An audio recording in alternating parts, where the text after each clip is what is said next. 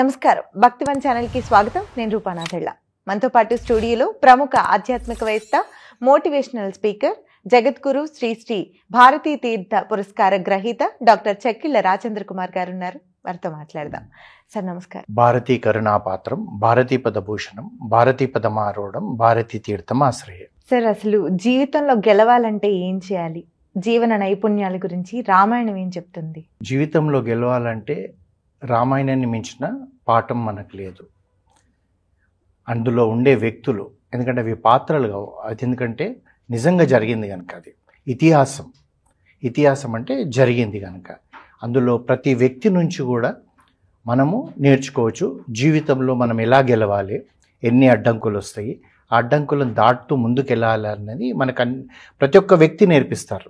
రామచంద్రమూర్తి నుంచి చూసుకుంటే ఒక చిన్న వానరుడు కూడా మనకు చెప్తాడు.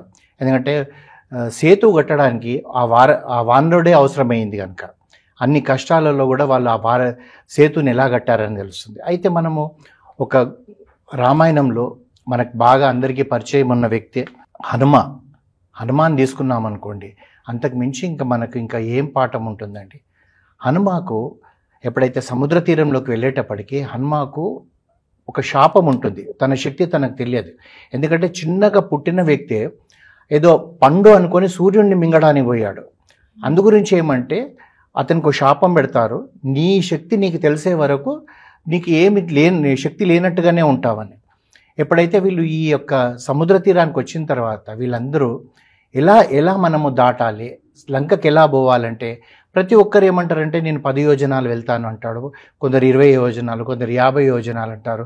అంగదుడు ఏమంటాడంటే నేను 100 యోజనాలు పోగలుగుతాను, కానీ నువ్వు రాగలుగుతానో లేదో నాకు తెలియదు అంటే అప్పుడు జాంబవంతుడు అంటాడు, మీరు ఎవ్వరు కూడా చింతపడద్దు, మనకు హనుమ ఉన్నాడు అక్కడ ఆ పక్కన కూర్చొని ఉన్నాడు, అతను వెళ్ళగలుగుతాడని చెప్పి హనుమా దగ్గరికి వెళ్ళి హనుమాకు తన యొక్క చరిత్ర అంతా చెప్పేటప్పటికి హనుమాకు ఆ శక్తి వస్తుంది. శక్తి వచ్చినప్పుడు తాను లంకకు పోవాలనుకునేటప్పుడు తను ఏమనుకుంటా నేను రామబాణం లాగా పోతానంటాడు. ఎందుకంటే రాముడి బాణం ఒక్కసారి సంధించాడు అనుకోండి, అది అనుకున్న టార్గెట్కు రీచ్ అయిపోతుంది. అయితే హనుమ అదే విధంగా అనుకొని, హనుమాకు తెలియదు ఏ దిక్కున పోవాలో తెలియదు. మనకి ఇప్పుడున్నట్టు గిట్ట ఇది మనకు జీ లొకేషన్ మాదిరిగా మనకు లేదు, గూగుల్ మాదిరిగా గూగుల్ను చూసుకుంటూ పోవడానికి. అప్పుడు ఏంటంటే ఆ కాలంలో మరి ఎలా వెళ్ళేవాళ్ళండి అంటే ఆ సూర్యుడిని చూసి వెళ్ళేవాడు. సూర్యుడు ఏ పక్క నుంచి ఉదయిస్తున్నాడు, అది తూర్పు. ఇప్పుడు మనకు దక్షిణ దిక్కుగా వెళ్ళాలి, దక్షిణ సముద్రం దాటాలి.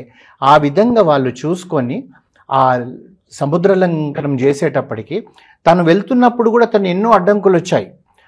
సముద్రుడు ఏం చేస్తాడంటే హనుమ వెళ్తున్నాడు, సముద్రుడిని పెంపొందించిందంతా ఎవరు, సగరుడు అని చెప్పి ఇక్ష్వాకు వంశం వాడే ఈ రామ కార్యక్రమంలో పోతున్నాడు కనుక నాకు కావలసిన వ్యక్తి అంటాడు. అలాగే మైనక పర్వతం ఉంటుంది, ఆ వాయుదేవుడు అంటే హనుమ తండ్రి వాయుదేవుడే ఈ మైనక పర్వతాన్ని సముద్రంలో పెట్టాడు కనుక నన్ను రక్షించాడు కనుక నేను కూడా హనుమాకి ఏదైనా చేయాలని చెప్పి ఆ మైనక పర్వతం పైకి లేస్తుంది. హనుమ ఏమనుకుంటాడంటే ఏదో అడ్డం వస్తుందని చెప్పేసి తన ఛాతీతో కొట్టి వెళ్ళిపోతాడు. అప్పుడు వీళ్ళు చెప్తారు అలా కాదు, నువ్వు సముద్రం లంక పోవాలంటే చాలా దూరం, కొద్దిసేపు విశ్రాంతి తీసుకొని కొన్ని పండ్లు తిండిపో అంటారు. లేదు, నేను ముందు రామకార్యం తర్వాత నేను ఏదైనా విశ్రాంతి తీసుకుంటా అంటాడు. అంటే జీవితంలో సాధించాలంటే మనకు ఎక్స్క్యూజెస్ చెప్పకూడదు, నేను చెయ్యాలంటే చేయాలి, అంతేగాని నేను ఇలా అయితే ఏమవుతుందో అలా అయితే ఏమవుతుందో అనుకుంటే మాత్రం మనం ఏమీ చేయలేం. చాలామంది మనం చూస్తాం, ఇప్పుడు అన్నీ కూడా ఎగ్జామ్స్ రిజల్ట్స్ వచ్చే సమయం, ఒక అతనికి మంచి ఫస్ట్ డివిజన్లో వచ్చింది అనుకోండి, అతని పక్కన చదువుకున్న నెక్స్ట్ సేమ్ బెంచ్లో కూర్చున్నవాడు వాడికి రాకపోతే ఏమవుతుంది, వాడి మనసులో వాడి మీద కోపము, ఈర్ష్య ఇవన్నీ వస్తాయి. వచ్చేయమంటాడు వాడి ముఖం అండి, వాడికన్నా నాకే ఎక్కువ వస్తుంది, కానీ నాకు గ్రహాలు బాగలేక నేను ఇలా ఉన్నానంట. అది సహజంగా ప్రతి వాళ్ళు మనం చూస్తుంటాం. ఆఫీస్లో మన తోటి వ్యక్తికి ఆ ప్రమోషన్ వచ్చింది అనుకోండి, వాడేం కష్టపడ్డాడండి, వాడికి ఏం తెలియదు, వాడు జాయిన్ అయినప్పుడు నేనే ఆఫీస్లో అన్నీ నేర్పించాను, వాడు బాస్కు చెంచాగిరి చేశాడండి, ఆ విధంగా వచ్చింది, లేకపోతే రాదు. ఎందుకంటే నేను కరెక్ట్గా మాట్లాడతాను, సత్యంగా ఉంటాను, బాస్కు నా మీద ఇష్టం లేదండి, ఇలాంటి కారణాలు చెప్తారు. మనం ఆలోచించాల్సింది ఏంటంటే సాధించాలన్నప్పుడు మనం ఏ విధంగా ఉండాలండి అంటే ఇప్పుడు మీరు హార్స్ రేసెస్ అవుతాయండి, గుర్రాలు అవును. మనకి ఇప్పుడు ఈ కాలంలో కూడా అది ఇలా రౌండ్గా తిరుగుతుంటుంది. గుర్రానికి ఇలా ఈ పక్కన ఇలా కట్టి పెడతారు, ఎందుకంటే దానికి డిస్ట్రక్షన్ కాకుండా. ఎందుకంటే అది ఏ మాత్రం ఇలా చూసిందనుకోండి వెనుకబడిపోతుంది. అందు గురించే దానికి కంటికి ఇలా కట్టేటప్పటికి టార్గెట్ మాత్రం అదే పరిగెత్తుతుంటది. అందు గురించి అవి సక్సెస్ అవుతాయి. మానవుడు కూడా అంతే. అదే విధంగా హనుమ ఇదొక్కటే కాకుండా సురుమ అని చెప్పి దేవతలు కూడా ఒక యక్షస్త్రీని చెప్తారు, నువ్వు కూడా సముద్రంలో పోయి హనుమాను అసలు నిన్ను దాటుకొని పోతాడా లేదా నువ్వు చూడు అంటారు. దాన్ని దాటుకుంటాడు. సింహక అని చెప్పి దాన్ని చంపేస్తాడు ఒక రాక్షసిని. అది ఎలా ఉంటుందండి అంటే అది సముద్రంలో ఉంటుంది, కానీ సముద్రంలో ఉన్నది ఏది తినదు, దాని ఆకలి తీర్చుకోవచ్చు. ఆ పైన పోతున్న పక్షులను అవిటిని గుంజేస్తుంటాయి. మన మనుషులు కూడా అలాగే ఉంటారు చూడండి, పైకి వస్తున్నాడంటే వాడు కాళ్ళు బట్టి గుంజుతారు. ఇలాంటి నేచర్ ఉన్న వాళ్ళే. మనకు రామాయణం ఇవన్నీ నేర్పిస్తుంది. ఆ లంకిని దగ్గర పోతాడు, లంకిని తోడు కూడా యుద్ధం చేసి అందులోకి పోతాడు. అంత మాత్రాన లంకలో చేరగానే ఎదురుగా సీతమ్మ వారు కనబడలే, ఎంత కష్టపడ్డాడు సీతమ్మ వారి దగ్గరికి వెళ్ళాడంటే. ఇవన్నీ సాధించాలనుకుంటే మనం ఎప్పుడు కూడా మన జీవితంలో గుర్తుపెట్టుకోవాల్సింది ఏంటంటే టార్గెట్ మనది ఏది ఉంటే దాన్నే అచీవ్ కావడానికి ప్రయత్నం చేయాలి. ఎక్స్క్యూజెస్ చెప్పకూడదు. చాలామంది మనం చూస్తాము సక్సెస్ ఎందుకు కాకపోతలేవంటే 100 కారణాలు చెప్తాడు. అలా కాదు. ఇప్పుడు మనం ఒక డాక్టర్ను తీసుకోండి, అందరూ ఎంబీబీఎస్ చేస్తున్నారు, అందరూ స్పెషలైజేషన్ చేస్తున్నారు, అయినా కొందరు ఎందుకు సక్సెస్ అవుతుంది, కొందరికి పేరు బాగా వస్తుంది, కొందరికి ఎందుకు వస్తలేదు అంటే వాళ్ళ దృక్పథం అంతా కూడా ఏంటిదంటే 24 గంటలు వాళ్ళ ఆలోచన అంతా దాంట్లోనే ఉంటుంది.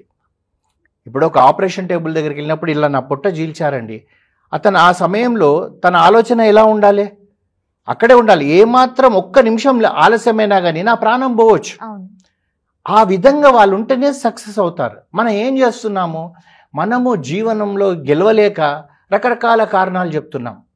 లేదండి నేను ఈ స్కూల్లో చదవలేదు, నా ఇంగ్లీష్ అలా ఉందండి, అతనేమో కాన్వెంట్లో చదివాడు, ఇలాంటివన్నీ చెప్పుతూ పోతుంటే ఎక్కడి వరకు వెళ్తావు నువ్వు జీవితంలో గెలవాలంటే ఒక్కటి ఆలోచించాల్సింది, హనుమ ఏ విధంగా పోయిండు, ఒక వానరుడు. మీరు ఎప్పుడైనా గుర్తుపెట్టుకోండి, వానరం అంటే ఇప్పుడు మనకు కనబడుతుంటాయి కోతులు, ఎక్కడన్నా ఒక్క నిమిషం అవి నిశ్శబ్దంగా ఉంటాయా? చపల చిత్తంతో ఇటు దుంకుతుంటుంది అటు దుంకుతుంటుంది, దాని తత్వమే అలాంటిది. మరి అట్లాంటివి అన్నీ ఒక 3 కోట్ల వానరులను రామచంద్రమూర్తి తీసుకెళ్లి యుద్ధం చేశాడంటే మరి ఆ నాయకత్వ లక్షణం ఎలాంటిది? అవన్నీ కూడా విన్నాయి. మరి అవిటినే వినిపించగలిగితే మరి ఇప్పుడున్న మానవులలో మనం వినిపించలేమా? అది మనం ఆలోచించాలి. ఆ ఆలోచన పరిధి ఉన్నప్పుడు మనం జీవితంలో సక్సెస్ అవుతాము. మనకు ఎప్పుడు కూడా అపజయం ఉండదు.